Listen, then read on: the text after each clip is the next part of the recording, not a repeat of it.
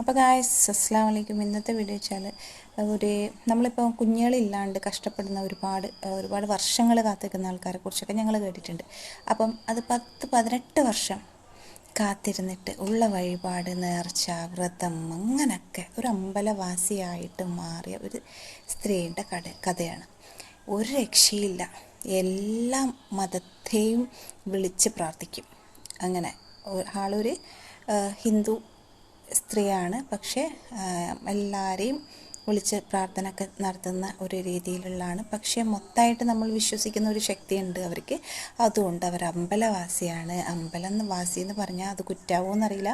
അങ്ങനെ കൂടുതലും അമ്പലത്തിൽ പിന്നെ വ്രതം എടുക്കുക, പിന്നെ എന്താ പറയുക, ഒരുപാട് നല്ല കാര്യങ്ങൾ അങ്ങനെ എന്തെങ്കിലുമൊക്കെ ചെയ്തിട്ട് കുഞ്ഞിനെ കിട്ടുമോ എന്നുള്ള കാത്തിരിപ്പ്. നമുക്കൊരു വർഷം 2 വർഷമൊക്കെ കാത്തു നിൽക്കുമ്പോൾ തന്നെ നമുക്കൊരു വല്ലാത്ത ഫീലിംഗ് ആയിരിക്കും, ഒരു ബാഡ് ഫീലായിരിക്കും. നമ്മളെ ഏറ്റവും വലിയ പെയിനായിട്ട് നമുക്കത് മാറിക്കഴിഞ്ഞിട്ടുണ്ടാവും. നമ്മുടെ ശരീരവും മനസ്സൊക്കെ അതിലിങ്ങനെ നമ്മൾ ആ വേദനയിൽ അലിഞ്ഞു പോകുന്ന പോലെയൊക്കെ നമുക്ക് തോന്നും.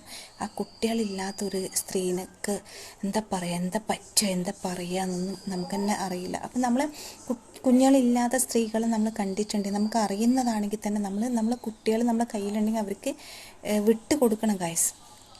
അവർ കുറച്ച് നേരം അവരെ കളിപ്പിച്ചാലും ഒന്നും ആവാനൊന്നും പോകുന്നില്ല. അതിനൊക്കെ മനസ്സ് സമ്മതിച്ചിട്ട് അവർ മുന്നിൽ കൊടുക്കണം. കാരണം നമ്മളെ കൺമുമ്പിൽ കാണുകയാണെങ്കിലും നമുക്ക് അത് അവർക്ക് ഒരു 10 മിനിറ്റ് കിട്ടുക എന്ന് പറഞ്ഞാൽ ഭയങ്കര സന്തോഷമുള്ള കാര്യം തന്നെയാണ് ഗൈസ്. അങ്ങനെ ഈ ഒരു സ്ത്രീ ഒരുപാട് അനുഭവിച്ചു, ഒരുപാട് വേദനിച്ചു. ഹസ്ബൻഡിൻ്റെ വീട്ടിൽ നിന്നൊക്കെ കുഞ്ഞുങ്ങളാവില്ല എന്നുള്ള എന്താ പറയുക തീരുമാനം അവരൊക്കെ തന്നെ തീരുമാനിച്ചിട്ട് അവരൊക്കെ തന്നെ ഇതിനെ പറഞ്ഞ് നോവിക്കുക. ഒരു 18 വർഷം കാത്തു നിൽക്കുക എന്ന് പറഞ്ഞാൽ അങ്ങനെയുള്ള സ്ത്രീകൾ ശരിക്കും അങ്ങേറ്റം തൊഴുതു പോകും. നമ്മൾ അത്രയും അനുഭവിച്ചിട്ടായിരിക്കും നമുക്ക് പിന്നെ അതൊരു കുഞ്ഞിനെ കിട്ടുന്നതെങ്കിൽ അത് ശരിക്കും പറഞ്ഞാൽ ഏറ്റവും വലിയ ലൈഫിൽ ഏറ്റവും വലിയ ലക്കാണ്.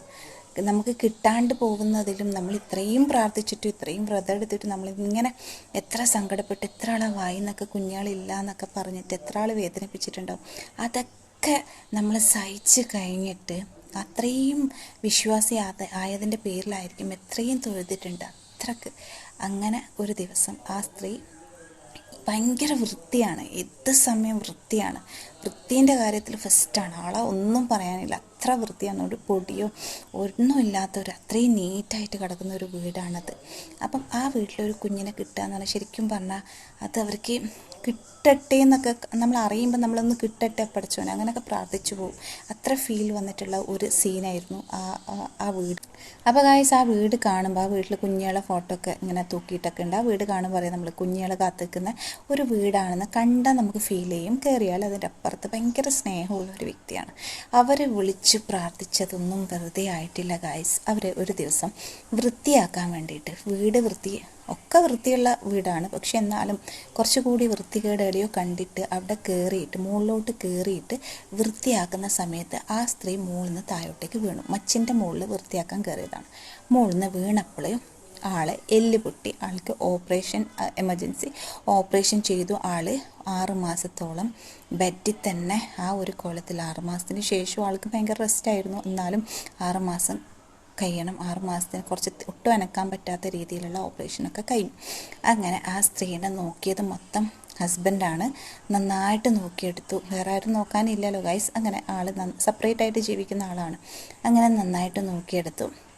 ആ ഒരു സമയത്ത് ഇത്രയും റെസ്റ്റായിട്ട് കിടക്കുന്ന ആ ഒരു സമയത്ത് ആൾക്ക് മച്ചിൻ്റെ മുകളിൽ നിന്ന് വീണിട്ടാണെങ്കിൽ ആ കിടപ്പിൽ ആ വ്യക്തിൻ്റെ പ്രാർത്ഥനയാവാം, ചിലപ്പം അവിടെയും ആൾ സങ്കടപ്പെടുന്നുണ്ടാവാം. ഏതോ ഒരു നിമിഷത്തെ കണ്ണീരിൻ്റെ ഫലമായിട്ട് ആൾ പ്രഗ്നൻ്റായി വെച്ചാൽ ആൾ അറിയുന്ന പോലും ഇല്ല വിശേഷമാണെന്നുള്ളത്. അങ്ങനെ കുറേ കഴിഞ്ഞിട്ടാണ്, ഒരു 3 മാസമൊക്കെ കഴിഞ്ഞിട്ടാണ് ആൾ വിശേഷമാണെന്ന് തന്നെ അറിയുന്നത്. ഒട്ടും അറിയിക്കാത്ത വിധത്തിലായിരുന്നു ആളെ പ്രഗ്നൻസി ഉണ്ടായത്. പക്ഷേ ശരിക്കും പറഞ്ഞാൽ അങ്ങേയറ്റം ഞെട്ടലാണ് ഗൈസ്. നമ്മൾ പ്രഗ്നൻ്റ് ആവാത്തവർ ഒരുപാട് ആൾ വേദനിപ്പിക്കാനുണ്ടാവും. എന്തെങ്കിലുമൊക്കെ പറഞ്ഞിട്ട് അതിൻ്റെ മനസ്സ് വേഗം നോവും.